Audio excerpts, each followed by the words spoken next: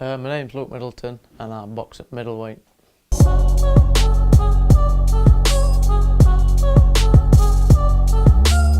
now a professional boxer. Did you box as an amateur? Yeah, I did. I boxed at Doncaster Plant. I had about 15 amateurs with them. Win-loss ratio? It's quite even. It was about half and half. So what sort of sparked you to thinking, well, I want to give pro boxing a go?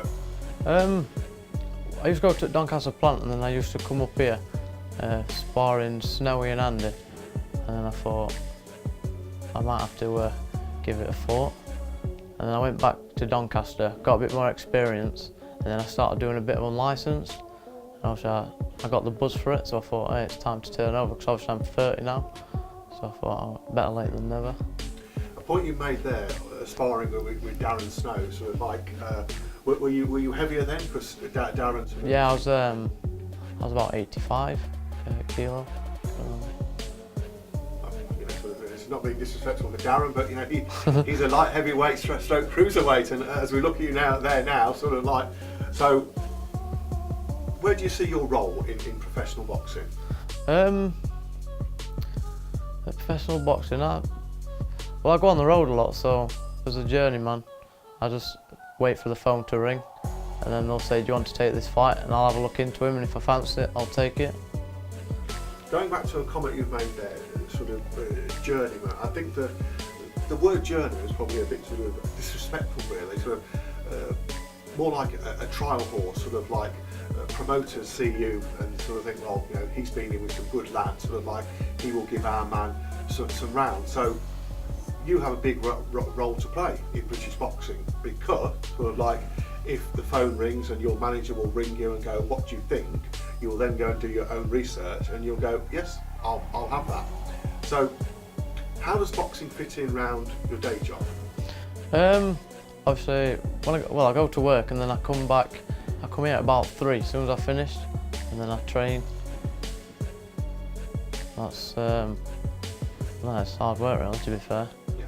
So do you find time for social life, obviously, because you're going work, obviously a hard session at the gym, and then sort of do you find time to do other things, or is it sort of like work, boxing, work? Yeah, it's kind of that way, to be honest. I do have like me time, like with a girlfriend and that. I always make sure I've got time to do like my own thing and that, away from boxing and away from work. So if I was to ask her that sort of does she sort of get a fair percentage of your time, what would she say? I'd hope she'd say yeah. It's kind of that way. So you've had 6 fights, won 2, lost 4. Do any of those sort of fights stand out for you? Obviously making your professional debut, which is a massive thing for any boxer. So talk us through your professional debut. My first fight was against Dale Arrowsmith. He was a tough kid. He wanted a rematch at, I think I was 10-8. I think I fought, my first fight was 11-5, I think. He wanted a rematch. Obviously he won that. I just felt drained, but I'll give it to him. He did box my head off like. And I've just I've gone on the road and I've fought kids with, no losses. So it's not too bad. I'm not really fussed about my record. I just like to go out there and give it a go, and if I can cause an upset, then I will. I noticed in your last bout on the 15th of March this year, you boxed Kane Baker, who is the current Midlands area super lightweight champion. How did that go? To be honest, he was a good lad. He was very good. He just upped it every round. Yeah, he was special, that lad. He was. I'll give him that. He just upped it every round, so. You can tell, obviously, the difference. He's been in with Conor Ben. Yeah, and that's correct. He's been in with Conor Ben. Yeah. He just levels. He was a good lad.